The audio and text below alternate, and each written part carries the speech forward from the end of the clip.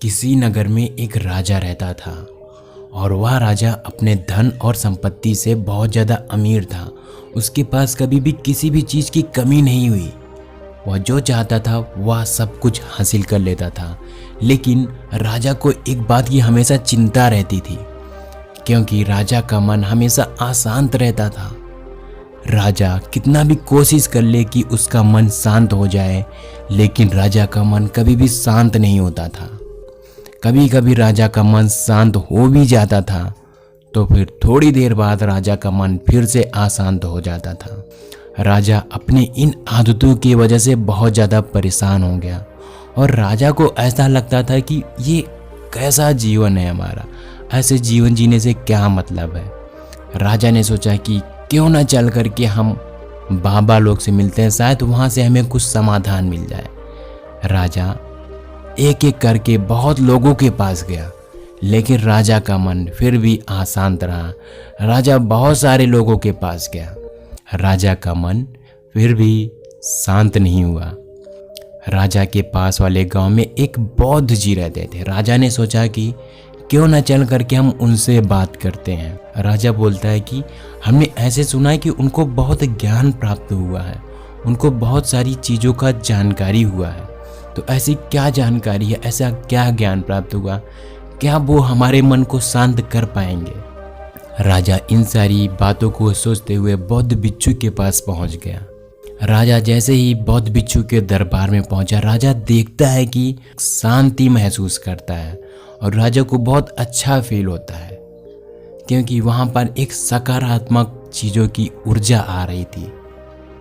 राजा यह सब दृश्य देख करके बहुत ज़्यादा खुश हो जाता है और चाहता है बौद्ध भिक्षु के पास बैठ जाता है। जैसे ही बौद्ध भिक्षु ने आंखें खोला तो राजा ने प्रणाम किया और बोला कि मेरा मन हमेशा अशांत रहता है। मैं कितना भी कोशिश कर लूँ कि हमारा मन शांत हो जाए, लेकिन हमारा ये मन शांत नहीं होता है।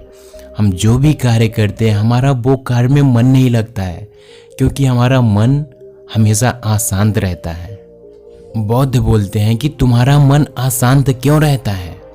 फिर राजा बोलता है हमें नहीं पता कि हमारा मन अशांत क्यों रहता है, लेकिन हम जितना भी कोशिश करते हैं कि हमारा मन शांत हो जाए, हमारा मन शांत नहीं होता और ज़्यादा उलझ जाता है। बौद्ध भिक्षु उस राजा को बोलते हैं कि ठीक है, तुम कल सुबह आना और हम तुम्हारे मन को शांत कर देंगे। राजा वहाँ से उठकर जाने लगता है। तभी बौद्ध भिक्षु बोलते हैं कि कल सुबह आना तो अपने अशांत मन को भी लेकर आना। राजा बोलता है क्या मैंने आपकी बात सुनी नहीं, आप क्या बोले। फिर बौद्ध भिक्षु बोलते हैं कि कल सुबह राजा तुम आना तो अपने अशांत मन को भी लेकर आना। राजा सोचता है कि ये कैसी बातें कर रहे हैं, अशांत मन को भला कोई कैसे लेकर आ सकता है। फिर राजा बिना कुछ बोले वहाँ से चल दिया और राजा रास्ते में जाते समय सोच रहा था कि ऐसे भला कौन बोलता है, अपने मन को कोई कैसे लेकर आ सकता है। राजा ने सोचा कि ऐसे लोगों के पास जाने से क्या मतलब है। राजा फिर सोचता है कि क्यों ना चल करके एक बार ट्राई करते हैं और देखते हैं कि बौद्ध भिक्षु क्या बताते हैं। राजा जैसे ही बौद्ध भिक्षु की कुटिया में पहुंचा, बौद्ध भिक्षु को प्रणाम किया और बौद्ध भिक्षु राजा से बोले कि क्या तुम अपने अशांत मन को लेकर आए हो। राजा बोलता है हम अपने अशांत मन को कैसे लेकर आ सकते हैं। फिर बौद्ध भिक्षु राजा को बोलते हैं कोई बात नहीं, आओ यहाँ पर बैठो और आंखें बंद करके ध्यान लगाओ, तुम्हें कुछ सोचना नहीं है, खाली तुमको बैठे रहना है। राजा जाता है बौद्ध भिक्षु के पास बैठ जाता है और राजा वैसे ही करता है। राजा कुछ सोचता नहीं है, लेकिन राजा के मन में बार बार एक बात का ख्याल आ रहा था कि हमारा अशांत मन शांत क्यों नहीं हो रहा है। राजा इस कारण से अपना ध्यान नहीं लगा पा रहा था। फिर राजा ने थोड़ी देर बाद आंखें खोल लिया और बोला बस अब हमसे नहीं हो रहा है। बौद्ध भिक्षु ने कहा कि कोई बात नहीं हो रहा तो जाओ तुम और कल सुबह फिर आना। राजा वहाँ से चला जाता है और कल सुबह फिर से जाने की तैयारी करने लगता है। राजा बौद्ध भिक्षु के पास 2-3 दिन तक जाता है और लगातार वह बैठ करके ध्यान लगा रहा था और उसका अशांत मन शांत नहीं हो रहा था। राजा जैसे ही 5वें दिन गया बौद्ध भिक्षु के पास। राजा बैठ करके ध्यान लगाने लगा और राजा जब ध्यान लगाने लगा तो फिर राजा अपने समय को भूल गया।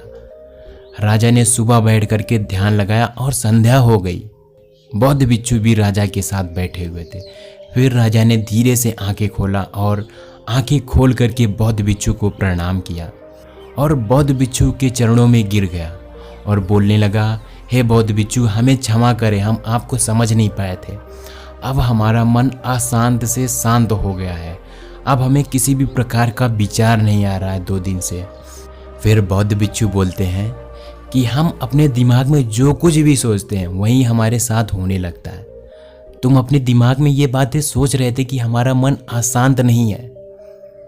तुम अपने दिमाग में इस बात को सोच रहे थे बार बार कि तुम्हारा मन शांत नहीं है, इसलिए तुम्हारा मन शांत नहीं था।